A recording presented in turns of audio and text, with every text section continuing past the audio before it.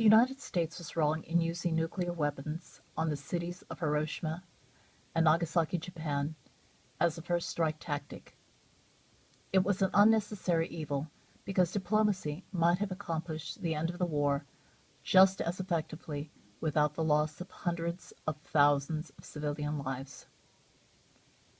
Hiroshima's death toll of mostly civilians was 135,000, and Nagasaki's was 50,000, or as high as 74,000. Japan's military position was already very much weakened. Japan's allies, Germany and Italy, had already been defeated and would not be able to render assistance. Japan's cities were under siege with nightly bombings. Naval blockades were keeping food and other necessary supplies from reaching the population, crippling their ability to sustain a strong opposition. Diplomatic relations should have been employed to end the war without the carnage caused by the bombings. Instead, the U.S. ignored available diplomatic tools in favor of atomic bombs to commit genocide of the Japanese population under the guise of quickly ending the war to save American lives. Simply stated, atomic bombs were not the only avenues available to bring a quick end to World War II.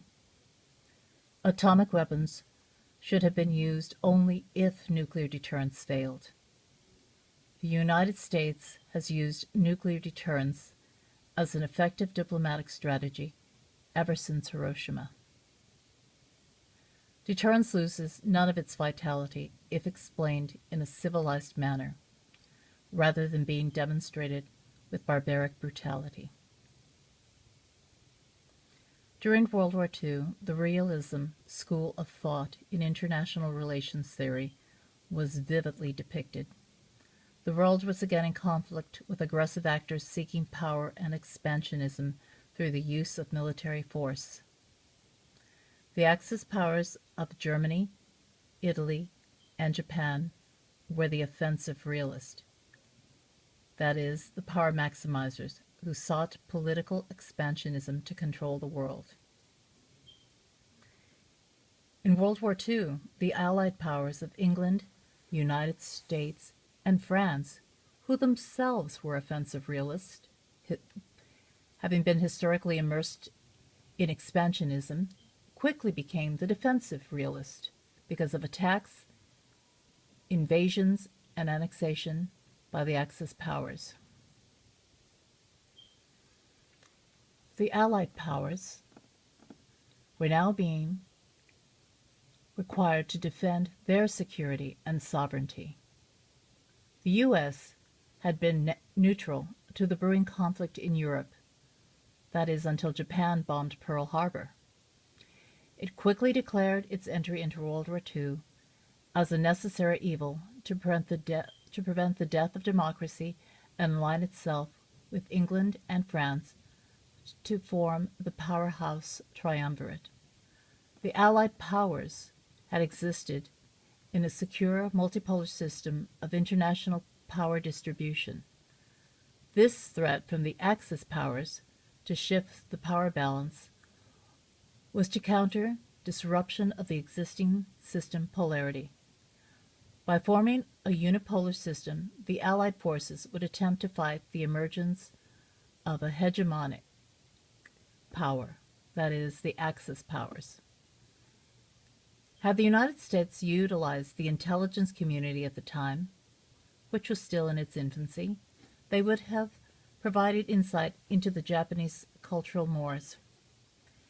Rather than demanding the unconditional surrender by the Japanese, whose code of honor was insulted, the U.S. should have attempted to diplomatically inform them that the U.S. had created weapons of mass destruction that would annihilate the innocent civilian Japanese population and level all of Japan to the ground.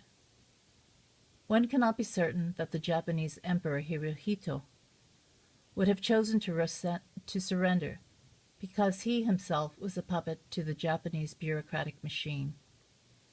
The choice may have been to save honor and allow this mass destruction to take place. However, the choice was never offered. The subsequent complete devastation of Japan resulted in the unconditional surrender after the senseless massacre of 200,000 innocent people. This unconditional surrender might have been accomplished if the U.S. diplomatic team had shared the film footage of the Los Alamos, New Mexico bomb tests.